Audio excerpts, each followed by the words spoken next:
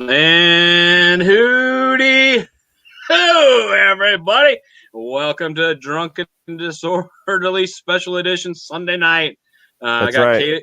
I got Caleb Salvatore hanging out with me tonight.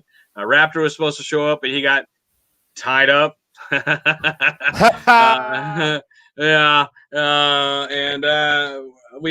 trying to get Spike Cohen to show up, so we'll see if he stops by for the night too. So for now, you're stuck with Caleb and I. The comedians of the bunch. Lucky you. We're live streaming the apocalypse. This is you guys are watching a historic broadcast right now. That's right. Our city's in a fucking lockdown. This could be history in the making. This could be the next Boston Tea Party, Caleb. It could be. It could be good down the history books. May 2020. No, I don't think so either. No, it'll be over in 2 weeks, and they'll be back to, not all of them, but a good number of the white liberal protesters down there will be back to reporting their neighbors for having barbecues with too many people in them. Yeah, and just wait. What do you think this fucking shit's gonna? Oh, I'm sorry. Wow, language right away, Scott. Man, what do you think this is gonna do to the curve? Right? Oh. Like we're gonna spike it up. COVID is so April, man. Okay. Yeah. Man, fuck it. Okay, let's go down the list. January, war with Iran. Yeah. February, the fires in Australia. Yeah. March, COVID. Yeah. April, COVID. Well, April was the lockdowns. The lockdown. May, murder hornets, and shaping right up for June. We've got fucking, riots. Riots. So they acknowledged the existence of aliens, and nobody fucking batted an eye. We were all just kind of like, yeah. Mm-hmm. Yeah. 2020. Like, chalk it up to another whoop-de-doo in 2020, baby. Yeah. The fact that was a fucking sub-headline. All of the sub-headlines, man. It's crazy. It's popping off all over the place. Caleb, you've been watching it? You've been paying attention? I have been paying. My mom always says, pay enough attention. My hippie mom always says, pay enough attention to know what's going on and be able to have a contingency plan, but not enough to where it fucking occupies your whole life. So, I can't be in a shit mood all day. You got to be able to distract yourself, but you're still connected. Hey, it looks like Spike's ready to join us in here. Let's bring that guy right on board, because I've been waiting to talk to this guy. Hey, hi, guys, Spike, you're live. We're great.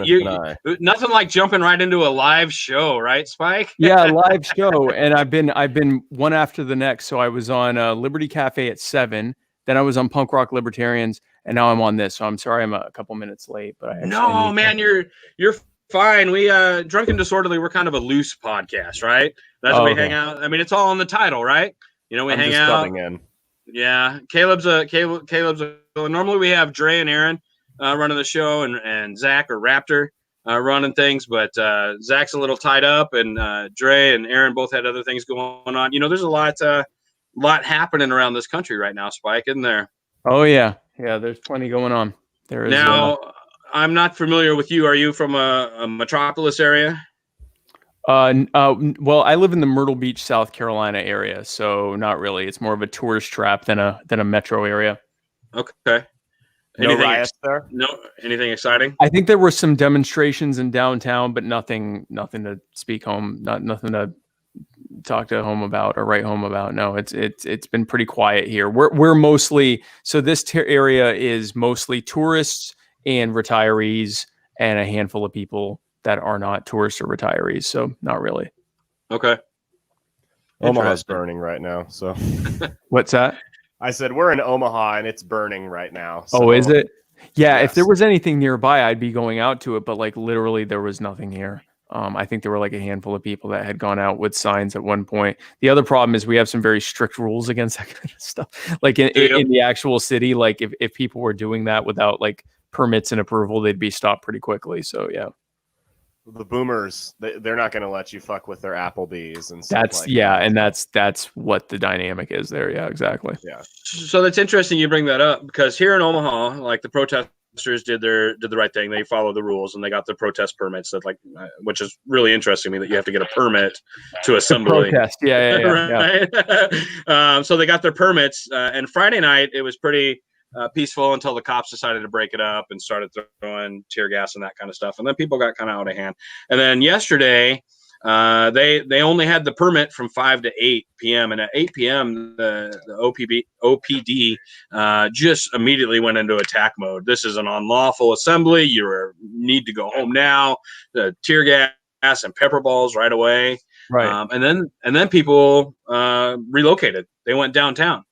And then they just started burning it down. Started breaking windows and all the property damage and all that stuff. And I'm watching the news feeds from across the country, and it's just really interesting to see the reactions of the various police departments.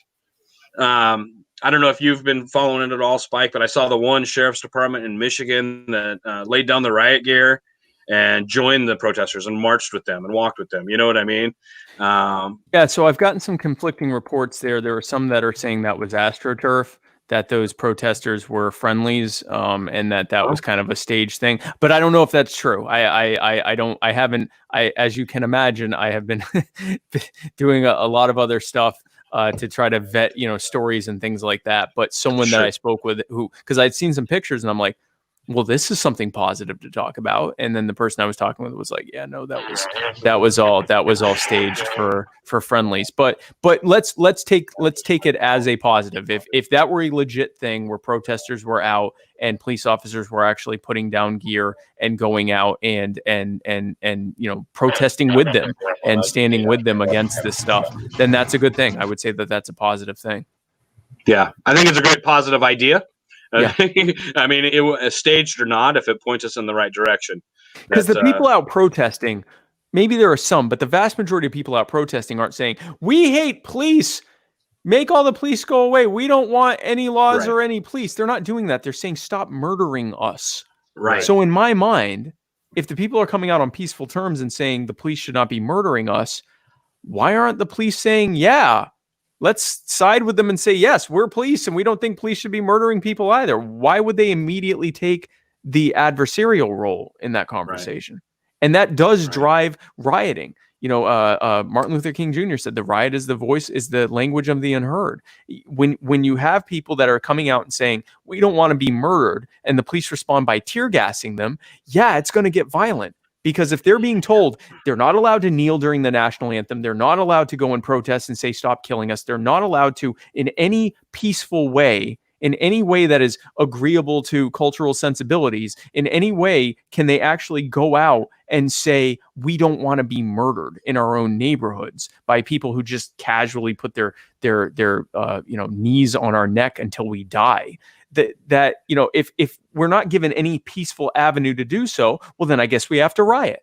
And that's what happens. And I mean, these riots are terrible. You look at, you see, I'm not as worried about, someone said they burned down the Target. Target will be fine. But you look at like small businesses. You look at people that, they've put everything into their business. And I saw a video of a guy who's, I don't know which city this was in, but he's yelling. He's outside yelling. His store's burning behind him. Everything he's built has been burning, is burning behind him. And he's saying, what did I do? I've lived here my whole life. I didn't do any of this. What did I do? That's absolutely horrific that happens. Yeah. All of that has happened, the rioting, the protesting, the looters who come in and take advantage of a situation to destroy and to rob and everything else. All of the blame for all of that lays at the feet of the people who started all of this, the militarized police state that treat us like we're combatants in our own neighborhoods. I don't think the police gig, the job itself, is attracting good people right now. You know what I mean? Yeah. So that's definitely a thing to talk about. The right now, the majority of what police work do, and I say this as someone who has friends that are active or retired police officers, active and retired sheriffs. Right. The problem is not individual police officers. The problem is the institution of law enforcement in this era. Because law enforcement in this era, their job is largely to collect revenue for minor infringements that have no actual victim. Things like your tail lights out, you went speeding 7 miles over the speed limit, you aren't wearing a seatbelt, you your registration expired or something like that. You're mowing lawns without a license, that kind of stuff. You jaywalked, things that don't have a victim. And enforcing the war against victimless commerce, the war on drugs, the war on sex work, the war on gray market economics, people just doing business under the table to try to escape taxation, things that have no victim. In that situation, you're going to have a lot of people dislike you because you're not here protecting people's lives and property. You're here bothering people's lives and property. You're here committing aggressions against them, and they're not going to be happy about that. But even more so, you have this problem of the militarization, both in armament and mentality of our police forces. You hear more and more of police talking about, well, I'm back to the front lines. You're not in the front lines. No. You're in our neighborhoods. You're in your neighborhoods. You're in neighborhoods of marginalized communities who have a long-standing history of being victimized by the state and its enforcers.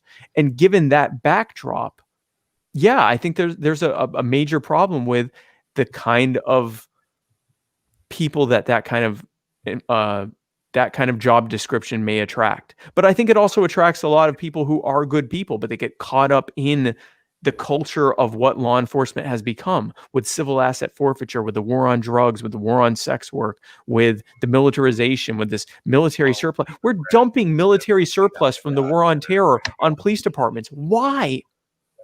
Why does some small town police force need an MRAP or a bunch of grenade launchers? There was there was an LA County school district who ordered 21 grenade launchers for a school. Why?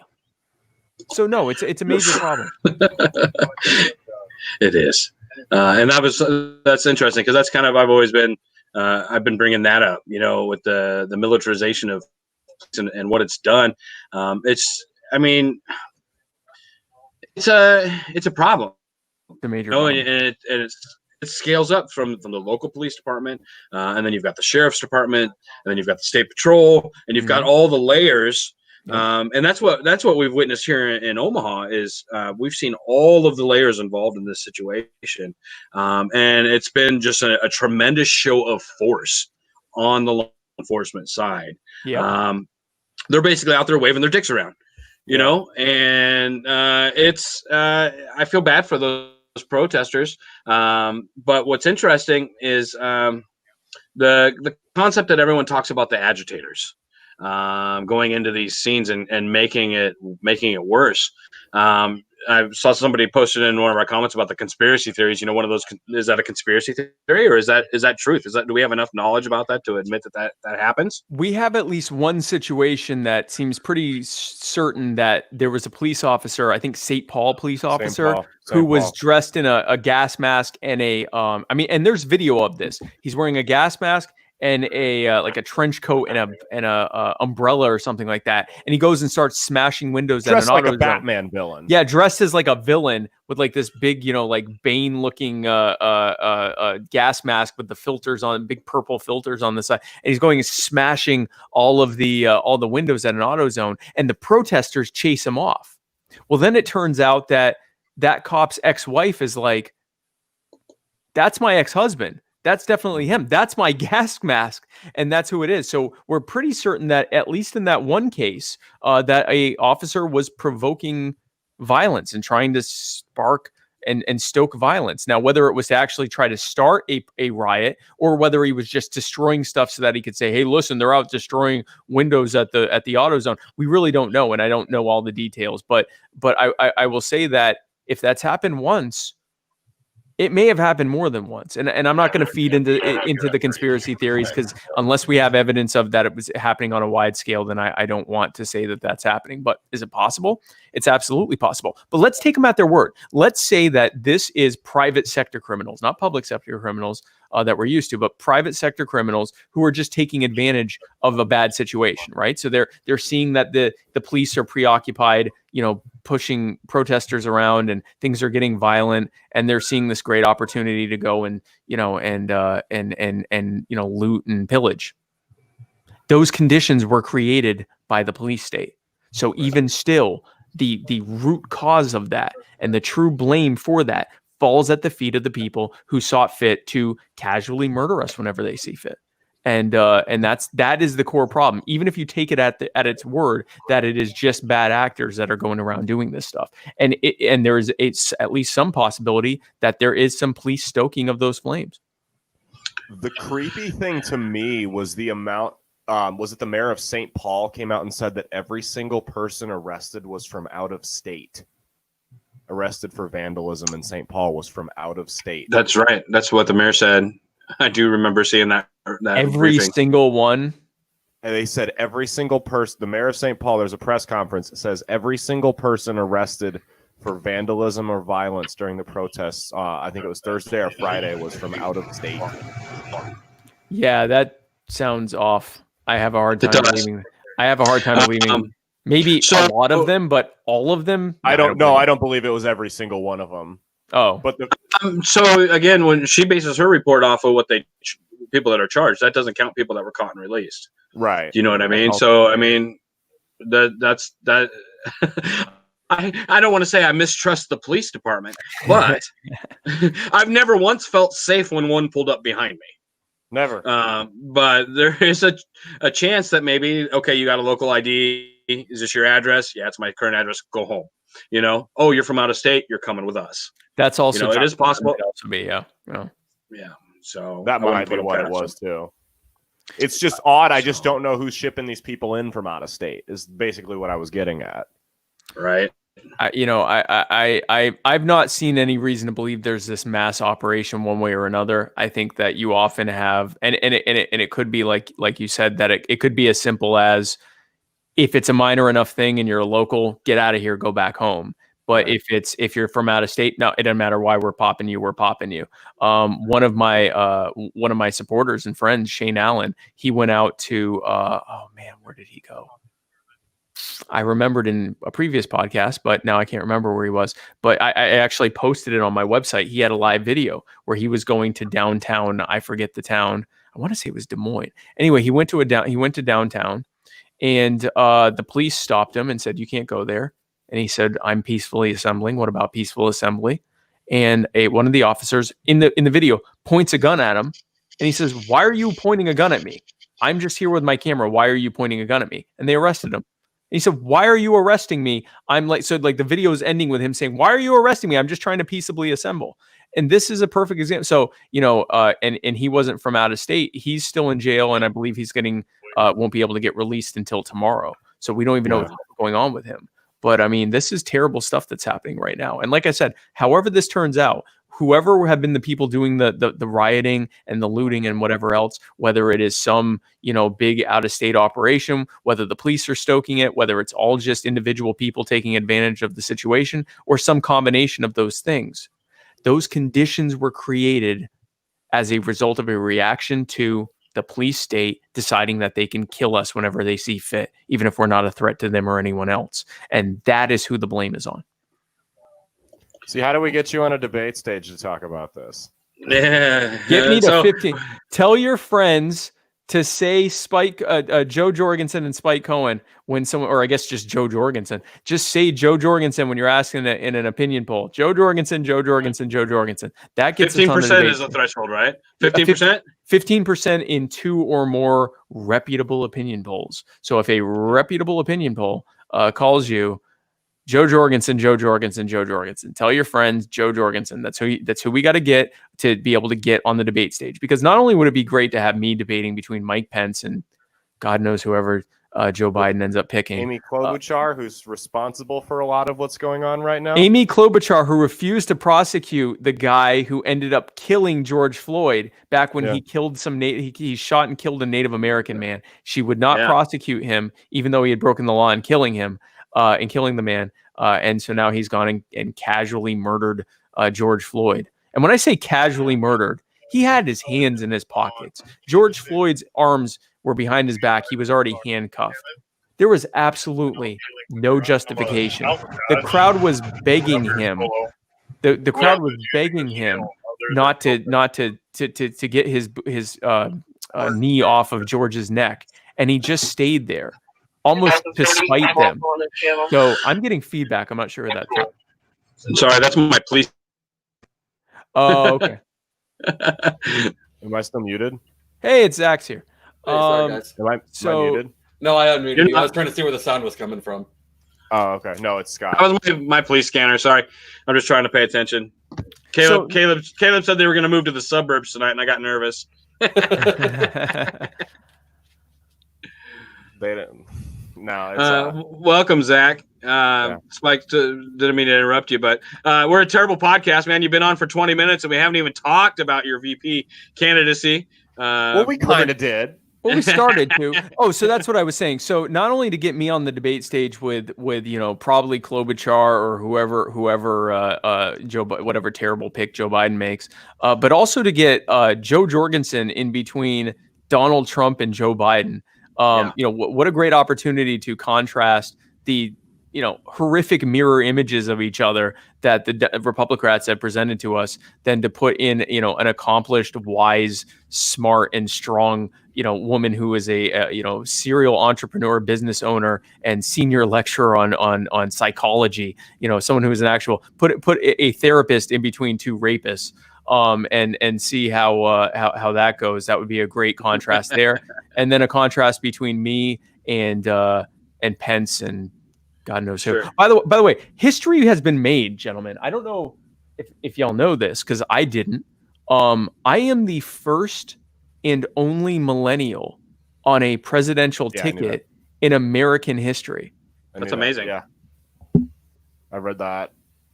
I don't remember where I read that, but I read that the other day. Yeah, I didn't. Someone brought that to my attention like 2 days after I was nominated. Up until then, I had been so busy trying to, get a man with a boot on his head who was going to get everyone free ponies as the nominee. And then, once when Joe got it, then to work towards, being her running mate and fusing together and I guess synergizing our messaging together, that I didn't realize I had actually broken or made history in my own right. So that's pretty cool.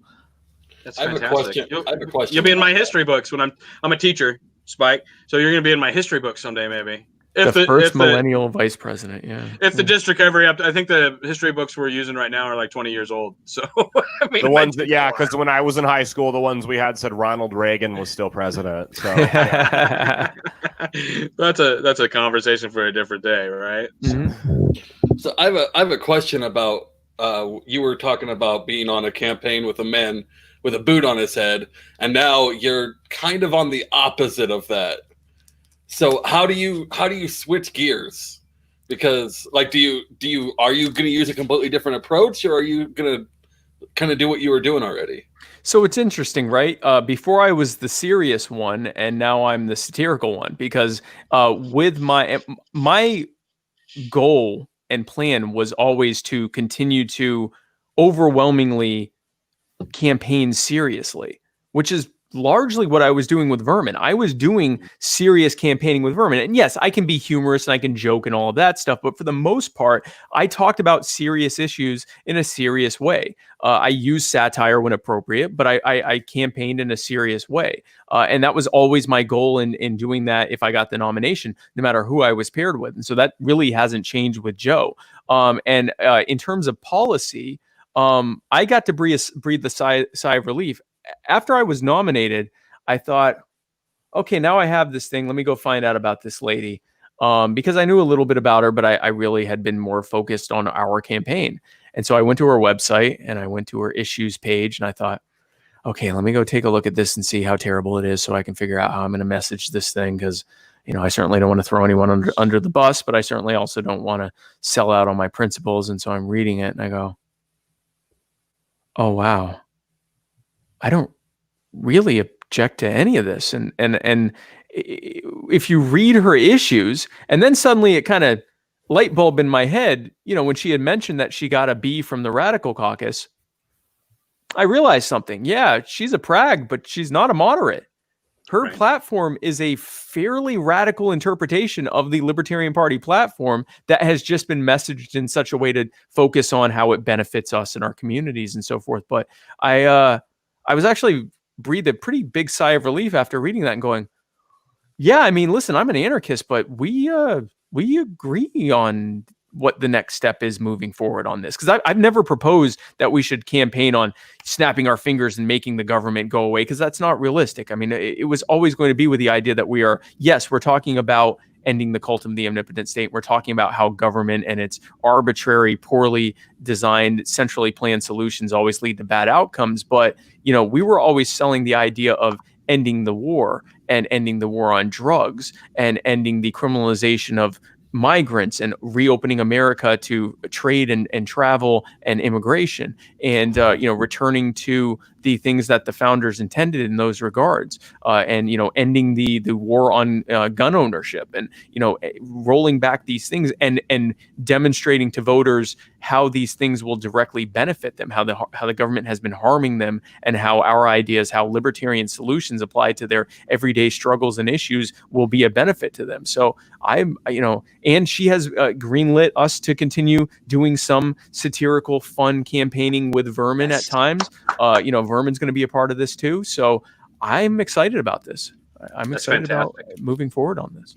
So real quick, we had a question on behind. Is Joe referring to Joe Walsh? No, we were talking about Joe Jorgensen, completely different gender. She is running for president under the Libertarian ticket. Also, does not have a history of making racist comments like Joe Walsh. And actually won the nomination, unlike Joe Walsh.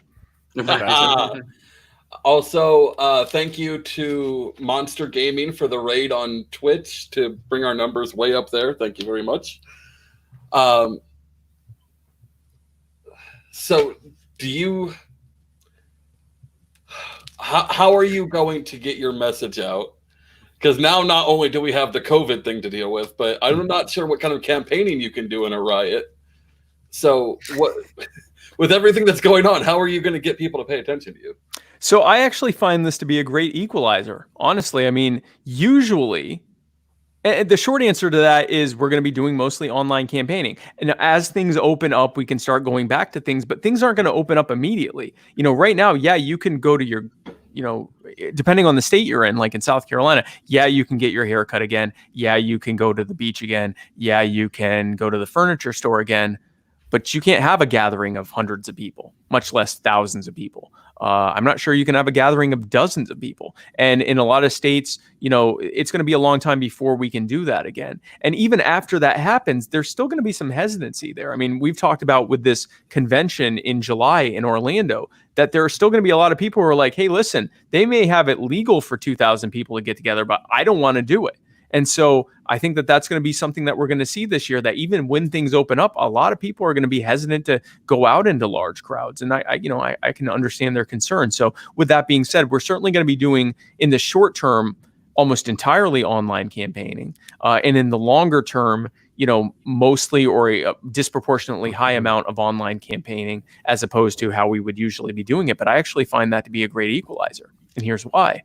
Usually, the Republicrats can fill stadiums with AstroTurf, and they can, we see these images of Joe Biden and Donald Trump with dozens or hundreds of people behind them holding up all these signs and, wearing Joe Biden and Donald Trump stuff, wearing the MAGA hats and all that stuff. And it gives this sort of air of inevitability. It gives this air of popularity. Everyone's behind Joe Biden. Everyone's behind Donald Trump. Why aren't you? Whereas, we, typically, we're talking to small groups of people at a time. Whereas now, we're all just a bunch of schmucks in front of our webcams, right? We're all just a bunch of people in front of our webcams. Right now, 4 schmucks in front of webcams. We could call the show the 4 schmucks in our front of our webcam show, right? So we're all doing this. The difference is those schmucks. You're Jewish, right? So we can get away with using schmuck. Yeah, no, schmuck is a cultural term. Schmuck is a cultural term. But, we've got, so now Donald Trump and Joe Biden, they're in front of their webcams. Mine's blurred right now because I got too close to it. But Donald Trump and Joe Biden, they're in front of their webcams giving terrible ideas, having to try to explain how they should be elected when they're the ones who created all these conditions that we're in right now with the pandemic and the lockdowns and the riots and everything else. It's the Republicrats who did all this to us. They have been in control of everything from the federal level all the way down to the local level for over 100 years. They did all of this stuff. And we are in front of our webcams with good ideas and good solutions to the problems they've created or made worse, or in some cases created and made worse. So I actually find that to be a great equalizer. Also, the Team Supreme viral marketing campaign is already fully onboarded with our team. We will be putting out viral videos very soon, including some of the like very similar to some of the popular stuff we saw with like the Now Is the Time video and the You Are the Power video. All that stuff is coming out. So we're going to be doing a lot of very heavy viral marketing. We have some incredibly social media savvy people. We're going to be on TikTok. We're going to be on Twitter. We're going to be on Facebook. We're going to be on YouTube. We're going to be doing all the stuff that we've been doing now as the nominees, and with a full-throated campaign with the entirety of the Libertarian Party behind us. So I'm very, very excited about how we are going to be doing compared to previous campaigns. I think we're going to have an unprecedented number and amount of support behind us. That's awesome. Spike, you're my guy. You've always been my guy, man. I'm 100% behind you, and you're making me proud, and that's coming from an old retired pragmatist, right? Thank you, man. That means a lot. You're making me proud. I really like what you're doing. I like what you're saying. I like the cut of your jib. So thank you. I try to cut my jib on a regular basis. So I like this question. How does the Joe Spike platform differ from the Bernie progressive platform? That's my background, and I'm genuinely curious as to how they correlate and clash. Mm-hmm. That's an excellent question. So, and I believe the person asking that was named Joe. Yeah. Okay, Joe. So that's an excellent question.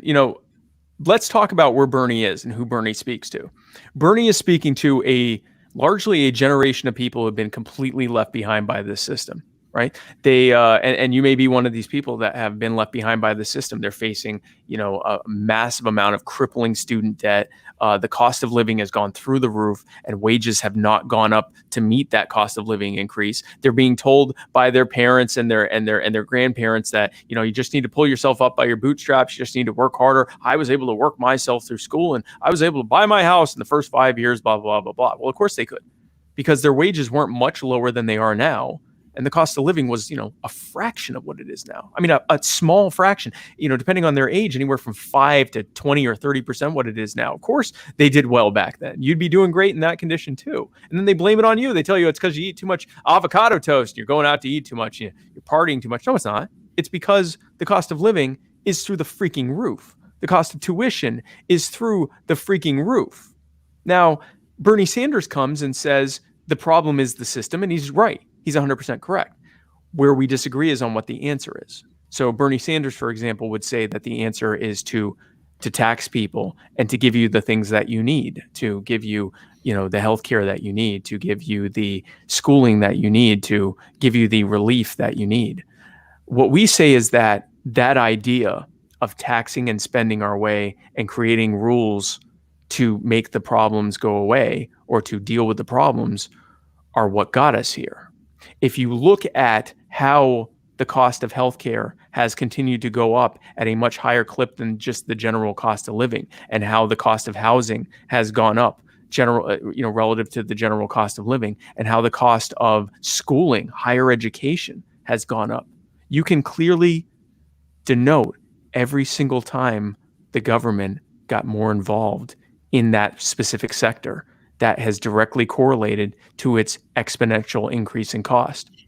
What we as libertarians believe is that the way to fix these problems is to free the markets, is to remove government from that equation, remove the regulatory burdens and the taxes and the regulations and everything that they put in place that cause the prices to necessarily increase so that they can go down, and to remove those burdens so that you can actually afford these things. And to stop spending, to stop printing out endless Federal Reserve notes that they then spend on political stuff that has nothing to do with you, spending on wars, spending on the war on drugs, spending on militarizing the police. Because every time they print out more of that money, that makes your money worth less, which means that now you can't buy as much because your money has been losing value over time. So we would put an end to that. So the difference we have between progressives is that we all agree that this system has left us behind. The progressives believe that we should double down and increase the size and scope and power and cost of government because they believe this time doing so will result in good, equitable outcomes for you. We as libertarians believe that those poorly thought out, centrally planned, arbitrary decisions are exactly what brought us here, and doubling down on it will only make it worse over time. And so we propose dismantling those systems of oppression, and instead of replacing them with voluntary interactions with people, which will allow you to benefit by greatly reducing the cost and greatly increasing the access. So we both agree that the problem is the system. We just believe in dismantling that system and replacing it with a better one.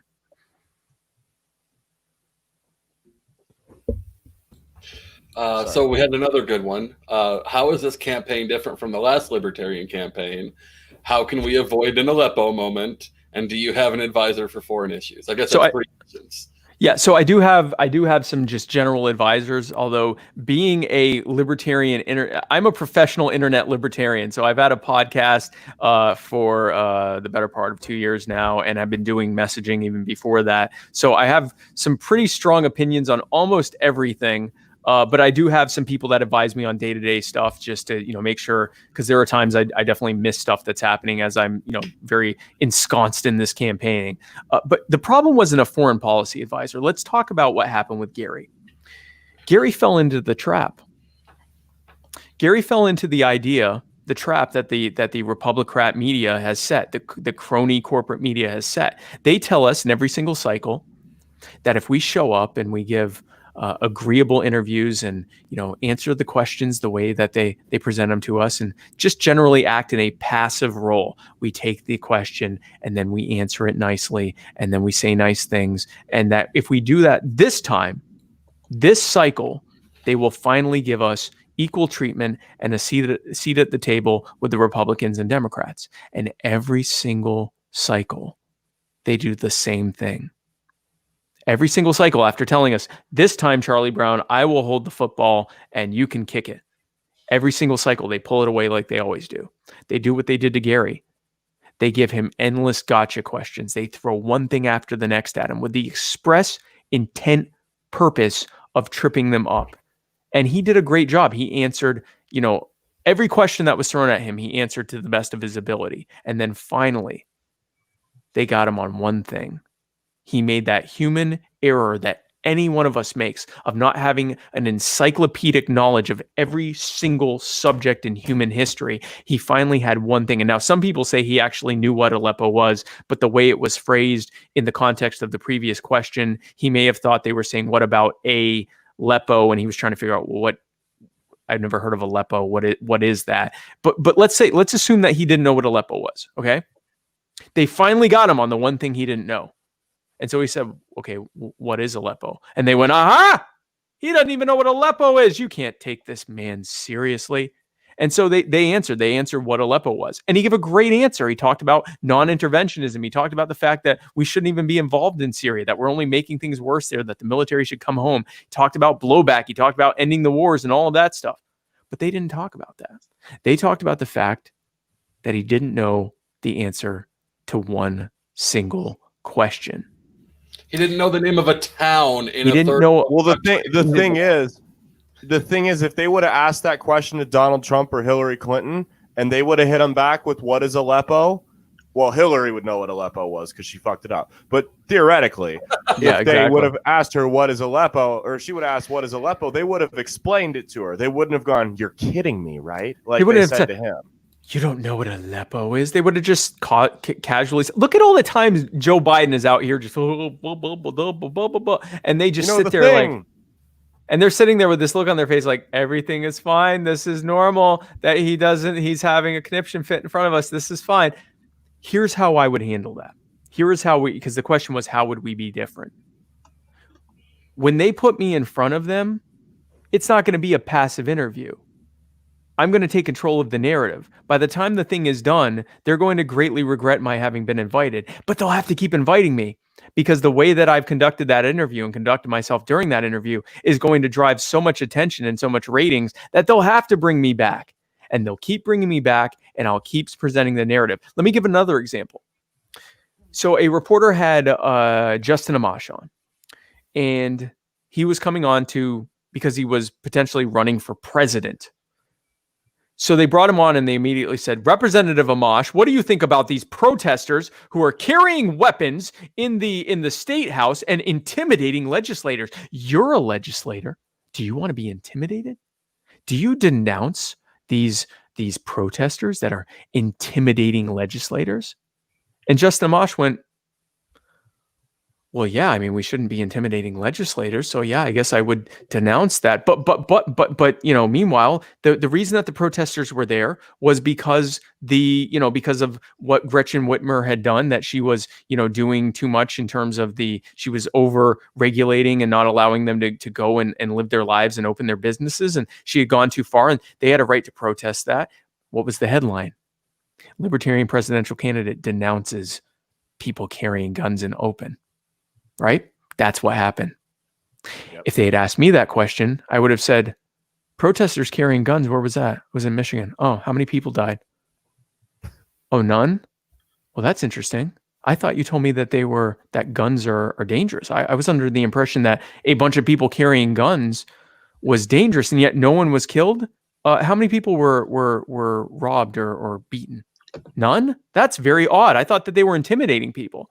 That's a very interesting thing. So what it sounds to me like what actually happened is a bunch of people went, carried weapons, gave their opinion, and then went home. So it sounds to me like A, what you tell us about guns is garbage, and B, what you were telling us about these protesters were garbage. Now, since we're on the subject of large groups of people carrying weapons with the explicit purpose of intimidating everyone, let's talk about the police state. Let's talk about George Floyd. Let's talk about Breonna Taylor. Let's talk about Tamir Rice. Let's talk about all of these people. Let's talk about Duncan Lemp. Let's talk about Lavoy Finicum. Let's talk about Waco.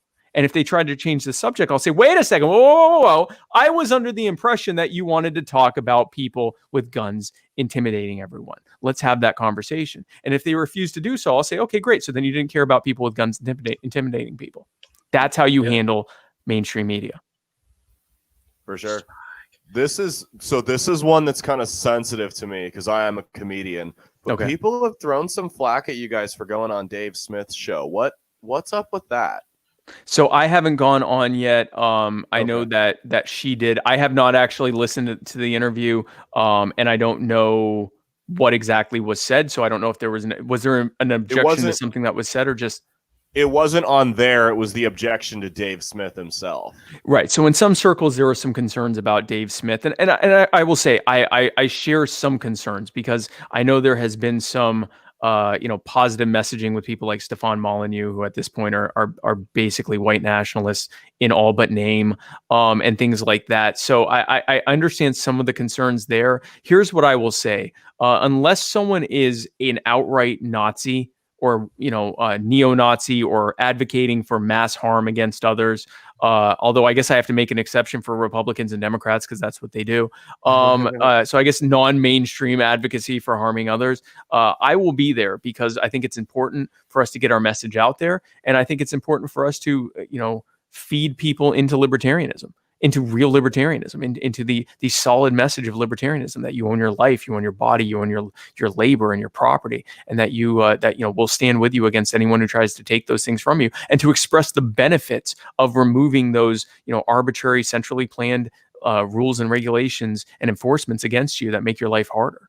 I think that we should do that everywhere. So yes, I would go on Dave Smith. I would go on Tom. I'm actually scheduled to go on Tom Woods in a couple of weeks. I believe it's in the work for me to be on Dave Smith. I will go on, and for that matter, I'll go on Sean Hannity. I'll go on Tucker Carlson. I'll go on Bill Maher. I'll go on Joe Rogan. I know Joe Rogan isn't someone people are having too much of a problem with, but I'll go on any of these things because people need to hear the liberty message. They're not hearing it, or they've heard some not great takes on it. So in general, I am a fan of going where the action is. I'm not going to go on Chris Cantwell, nor do I think he'd want me. I'm not going to go on Stefan Molyneux, nor do I think he'd want me. If Daily Stormer has a podcast, I'm definitely not going on there, and I definitely don't think they want me. Again, I'm Jewish. I am married to a black woman, and I'm an anarchist. So I think that I think it's a feeling is mutual type of thing with the people that would not want me on. I wouldn't want to be on. So that's just as well. I love it. Me too. Scott, did you have something you wanted to... Okay, go ahead. Yeah, so we obviously, Spike, you're taking the what do we call it? The internet stage by storm. You're out there, you're working hard for this, you're hitting all the podcasts, you're doing all the right things. How can people rally behind you guys? How can they show your support for your campaign? How can they get involved? Everything from donating money to how can they hit the streets and get yard signs, Oh, absolutely. So the branded merchandise is coming out soon. So the yard signs, the bumper stickers, all that stuff, that's coming out very soon. Our website is JOJ2020. So JOJ2020.com. If you want to donate, we would love to have your donations. People are asking us to come out to their events. They're asking us to, do, video marketing, all this stuff, unfortunately, in our society, in this capitalist society, obviously things cost money, right? So we definitely need funds. So we've been breaking records on funding, and we've been breaking records with volunteers, but we definitely need funding to be able to campaign on a national level, not just for our ticket, but for all the down ballot races. The more votes and supporters we can get for our national race, the more we can talk them into voting just straight Libertarian ticket and help much more easily winnable races at the local and regional and state level. And also to help our campaign and to bring people to the message of liberty. So donate.joj2020.com. If you want to volunteer, if you want to join our team, we'd love to have you. Go to joj2020.com and press volunteer. There's in the menu, volunteer, and you can fill out our volunteer form. We'd love to have you. We've had thousands of people that have already reached out to us to volunteer, and we are working on onboarding all of them. And share our content. Go onto our social media and share our content on Facebook, Twitter, YouTube, everywhere else. Be sure to share our content and talk to people about why you're a libertarian. You don't have to be confrontational. You don't have to attack politicians. People often get married to politicians, right? They get in their head an attack on Donald Trump is an attack on them because they support Donald Trump, or an attack on Joe Biden or Bernie Sanders is an attack on them because they support them. Talk about ideas. Talk about solutions to ideas that we face, to problems that we face, applying libertarian ideas. Direct them to our videos. Direct them to stuff like this where we talk about these problems in a constructive way. If you don't feel comfortable doing it, direct them over to us, to our videos and our stuff, so that we can do it.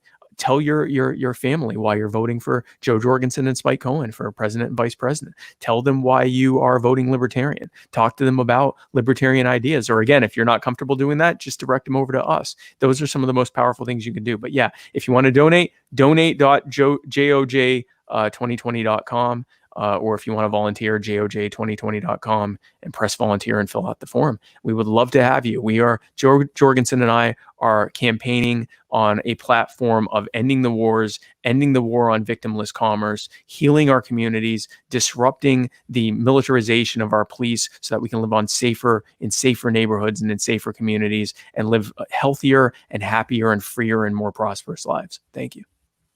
I love it. Let's talk a little bit about ballot access.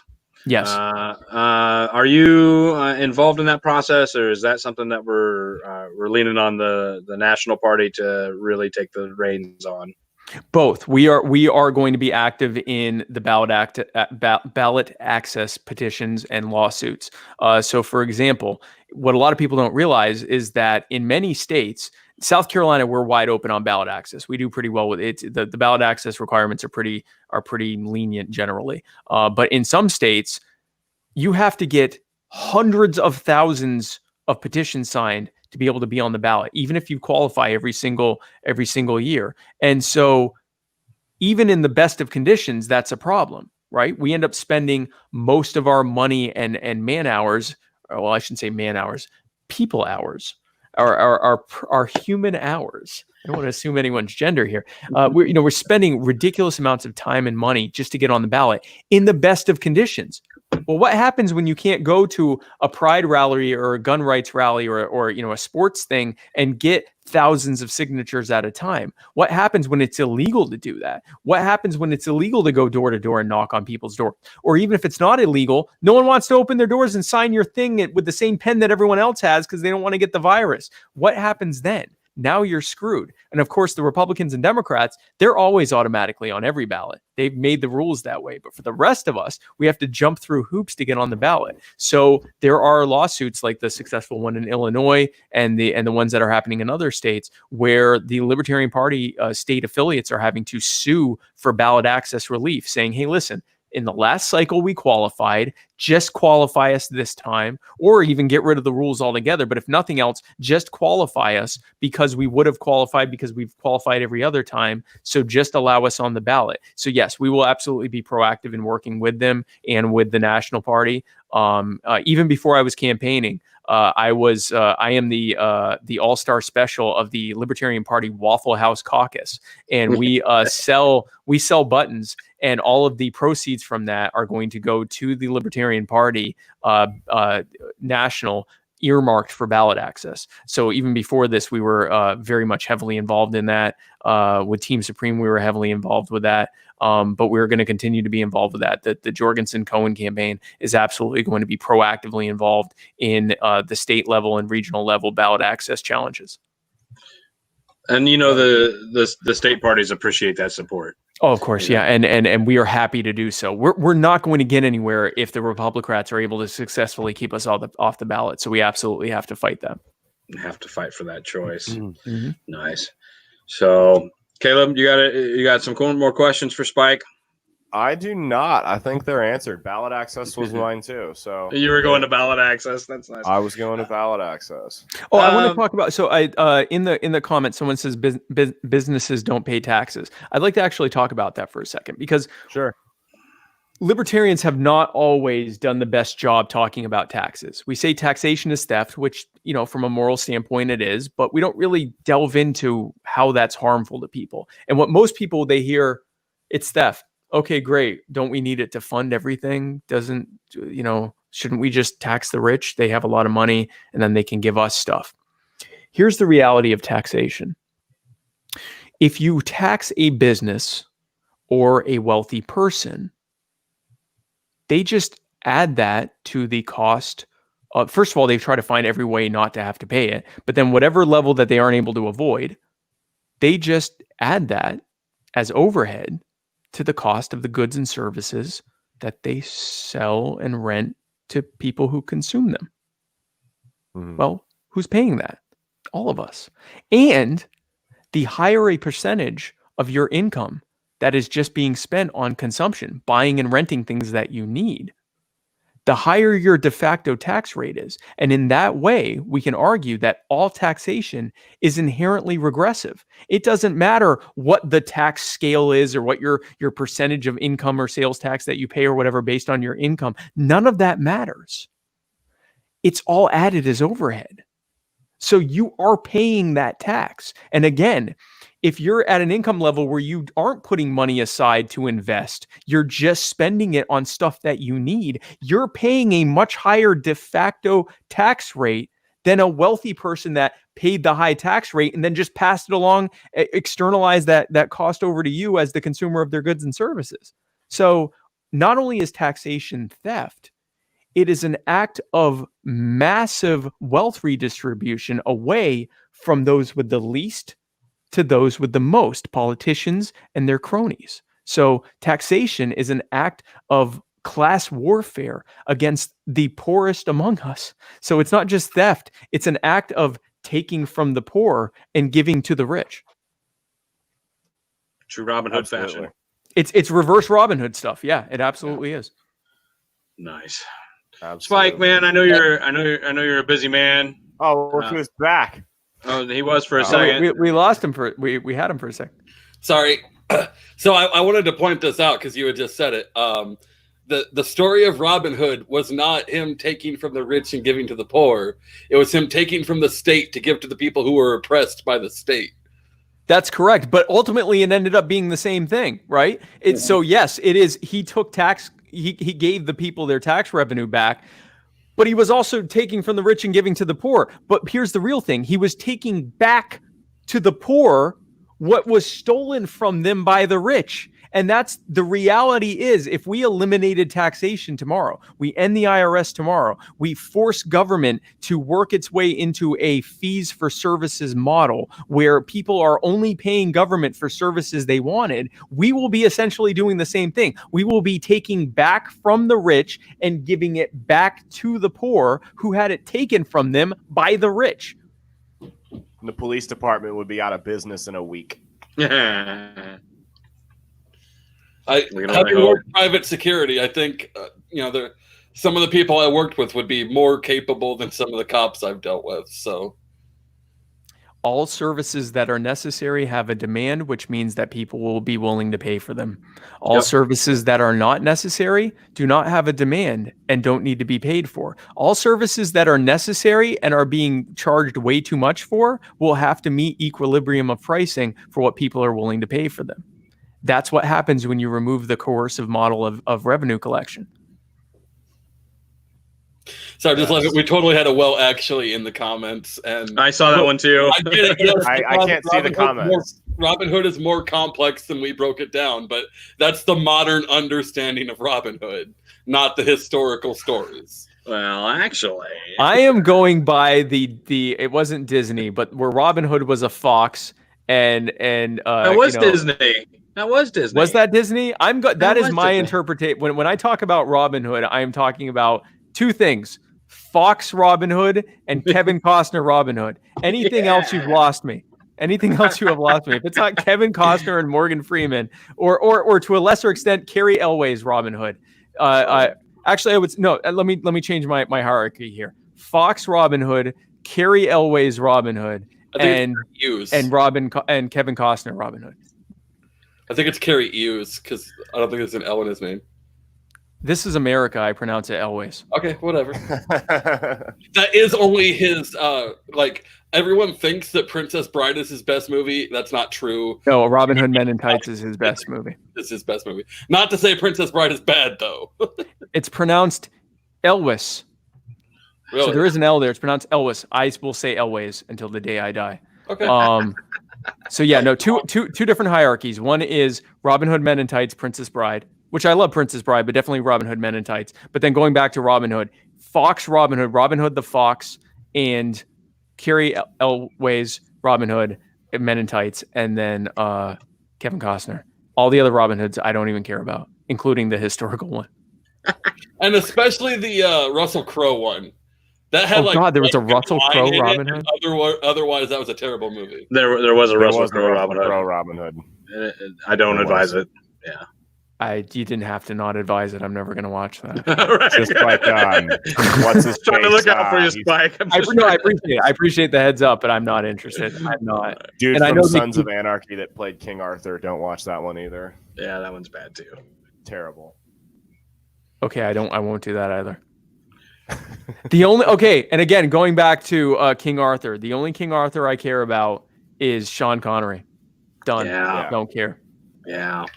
Sean Connery. I was a big fan of the one where it was like where they like his men were actually like the Sarmatian Knights, and I can't remember the name of it now. It was like they were saving the Roman bastards from being invaded by the Saxons, and he had to fight like all these Saxons with like 10 guys, but they were all like these super elite warriors and ran through a bunch of them, and half-naked Celtic women were running around. So of course I was interested. Just because of the half-naked women? Yeah. Well, I mean Celtic specifically. I like to get back in touch with my people. That's fair. I prefer half-naked vice presidents. I thought we were going to go the whole show without bringing it up. Gosh. You have no idea how badly I wanted to do this whole show topless, but I couldn't get I know. You wouldn't be the first. You would not be the first. So I was just on Punk Rock Libertarians where I was the only person dressed. And they assured me that they weren't wearing pants either. And I thought, well, that's very comforting. Thanks, guys. Yeah. Yeah. Are we going to do? I mean, this is your show. Do we want to have the Nipplegate talk or? I mean, do you feel like it needs to be talked about, Spike, or do we feel like we can move on? The only thing I want to say is I've never done an interview topless or had an episode of my podcast topless. I don't plan to do it again. It was an idea for something funny. We were making fun of the fact that people were so outraged about my profile picture of me at the beach. Yeah. And so it was sort of like saying, yes, I have nipples. It's okay. Let's move on. And that was a podcast where the host dressed up as Carol Baskin for an episode. Yes. And like, I don't know how anyone watched that thinking it was remotely serious. That would be like watching our show thinking it was serious. They're about the same level of reverence that we bring. Yes, pretty much the same level of reverence. And again, it was like, yes, I have nipples. Let's go talk about serious stuff. Moving on. And that was sort of where it went. So yeah, I don't. Got my back. It's King Arthur 2004. Okay. I, for one, took my shirt off, took a selfie, nipple. posted on Facebook, and did you do the hashtag stand with Spike or whatever? I'm with Spike. Yeah. Thank you. Yeah. I appreciate that. Yeah, I was right there with you, man. So thank you. Yeah. Free the nipple. So, Joe, you have a lot of great questions, but there's a lot of them, and we're not going to be able to get to all of them. I apologize. But definitely reach out to the campaign. They have answers. They're not afraid of the questions. No, not at all. We're just time issues right now. Yep. So send us home. We're at an hour. Send us home with all your stuffs. Oh, absolutely. Yeah. Donate.joj2020.com. Go to joj2020.com if you want to be a volunteer. You can fill out our volunteer form. Follow us on social media. Tell your friends why you're voting for Joe Jorgensen and Spike Cohen. Tell people why you're a libertarian. Our merchandise is coming out soon, so be sure to buy lots of stuff, Joe and Spike stuff. We hope to see you out on if there's stuff that you want us to come to, be sure to invite us, but understand that we need the funding to do so. Donate.joj2020.com. And we'd be happy to have you on our campaign. I sort of already did this a few minutes earlier, so I'm kind of repeating myself. But Joe and I are running to set America free, and we would love to have your help in doing so. Thank you. Caleb, what's next weekend? Oh, next weekend? Yeah. As long as we're not under curfew. We'll talk about it anyway, just in case. We're going to have it whether we're under curfew or not. How about that? Fuck the police.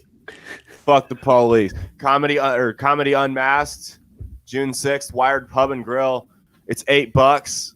They're telling us half capacity. We don't know what the fuck the capacity is, so just show up. All of our money is going to go to Food Bank for the Heartland. We're not making any money off this. So just show up. Don't be dumb. We got a stacked lineup. Bill Queen, who's running for mayor of Omaha as a libertarian next year, will be the headliner on the show. So does he know that yet? We've got a full lineup of libertarians. We do. Florida Man's going on. Mr. Z. I do comedy under Mr. Z. I'm a libertarian. Kent Maslowski. He's a libertarian. A very vocal libertarian. Zach Bravietti, libertarian. Yep. Yeah. How can you be taken seriously if you're funny sometimes? Sorry. Yeah, I know it's crazy, right? And maybe we'll get you on another time as we get you closer to the White House, and we can talk about stand-up comedy in a liberal social justice environment. But we are coming out on time here. We've been here an hour tonight, Spike, and we really absolutely appreciate you joining us. Thank you. I know you're a busy man, jumping from show to show, and Drunk and Disorderly. We're up and coming, but we like to support the system, right? You guys are fighting the good fight, and we are behind you 100%. So thank you guys. I appreciate it very much. Thank you for having me on is this my second or third appearance? Second? I believe it's second. Thank you for having me on my second appearance with Drunk and Disorderly. And at this trajectory, because before I was just a candidate for the nomination, and then I became the nominee. Next, it will be post-national debate, and then my fourth appearance will be after I'm elected. I love it. So do we get one after you're elected and one after you're sworn in? Yes, and then one after we're impeached. No. Okay. We'll get one after. No, after. We got dibs on that one. We got dibs on that one. Dibs on the post-impeachment one. Yeah. No, after we're elected, after we're sworn in, and then after elected to second term, and then we can have like a retrospective on when I run in 2024, which I can't even imagine doing. But yeah, so or I guess that would be 2028. two terms into the Jorgensen Cohen administration, you can have interviews all through that. That'll be great. Love Okay, it. we look forward to it. Thank you guys. All right, Spike, man. thanks. We'll see you next time. Thank Bye, you so everyone. much. Bye. All right.